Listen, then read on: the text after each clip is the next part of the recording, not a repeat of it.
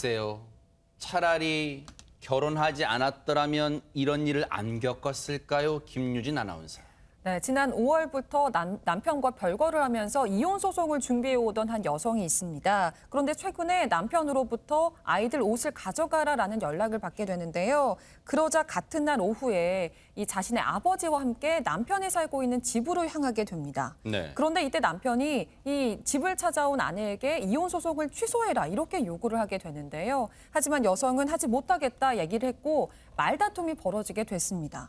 그러자 격분한 남편은 집에 있던 흉기를 아내에게 휘두르게 되는데요. 아이고. 이 아내는 심각한 부상을 입고 사망하게 됐습니다.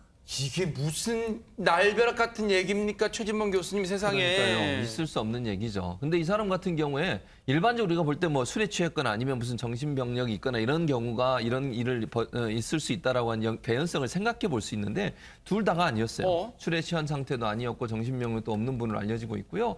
그리고 이제 아내는 수년 전부터 가정폭력과 협박에 시달려 왔다고 세상에. 얘기를 하고 있고요. 특히 이제 피해자 부친 같은 경우에 딸이 말다툼을 하면요. 항상 딸이 전화해서 아빠 나 좀 살려달라고 했다는 거예요. 그러니까 아이고. 얼마나 지속적으로 남편으로부터 학대 그리고 협박을 받아왔는지를 볼 수 있는 정황이라고 말씀드릴 수 있겠습니다. 아니 어쩌다가 이런 끔찍한 범죄를 저질렀을까요? 세상에 박성배 변호사님. 이 남편은 이혼을 원하지 않았고 지난달에는 법원의 접근 금지 명령을 어기고 밤늦게 집을 찾아가기도 했답니다. 이 경찰 조사 과정에서 남편은 너무 흥분해서 당시 상황이 제대로 기억나지 않는다고 진술했지만 경찰은 이 남편을 구속했습니다.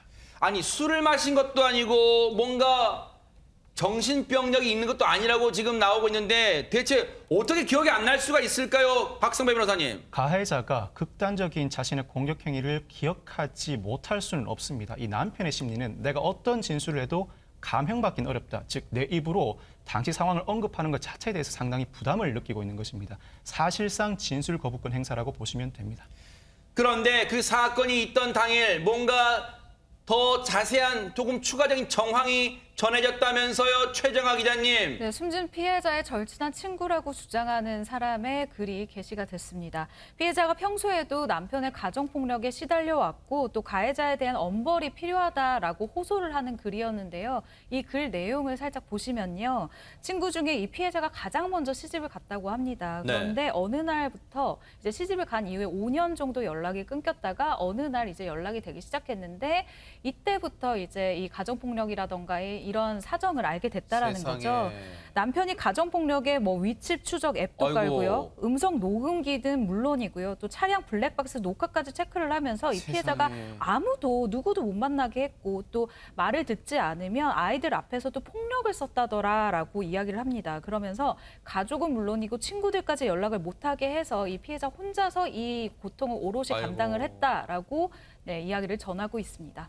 피해 여성 아버지 말에 의하면 살해 협박이 이번이 처음이 아니라고 하던데 그럼 친구분 혹시 똑같은 상황을 얘기하고 있습니까? 네, 똑같이 진술하고 있습니다. 굉장히 또 구체적인데요. 지난 4월에도 목을 졸리는 그런 폭행을 어우, 당해서 세상에. 정말 극심한 공포에 시달렸다라고 얘기하기도 하고요. 평소에도 이 남편이 이 긴 흉기를 계속 꺼내서 위협을 했고 그때마다 이 아내가 무서워서 치워놓으면 또 찾아내서 침대 옆에 놔두면서 사실상 협박을 한 거죠.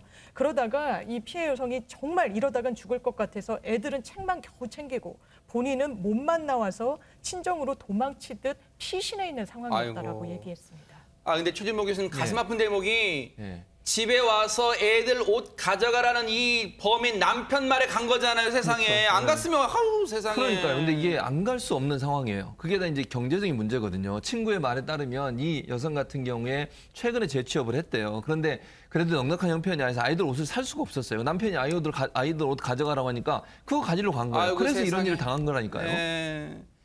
그러다 보니까 이 피해 여성은요 눈을 감는 순간까지 걱정한 게 있다고 합니다. 김유진 아나운서. 그렇습니다. 앞서서 피해자의 친구라고 주장한 누리꾼이 올린 글에 이런 내용이 나옵니다. 아버지가 이 칼을 든 흉기를 소지하고 있던 남편에 대해서 몸을 날려서 어렵게 제압을 한 이후에 친구에게 도망치라라고 얘기를 했지만 이미 친구는 피를 너무 많이 아이고, 흘려서 아이고, 세상에. 그대로 쓰러졌다라면서 당시 상황을 전하고 있는데요.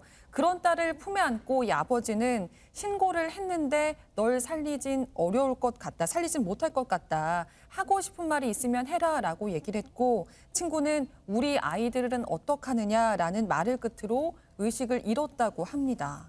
그러면서 친구 아버지는 지금 자식을 지키지 못했다는 죄책감 때문에 계속 눈물만 흘리고 있는 상태다 라면서 지금 상황을 전하고 있습니다.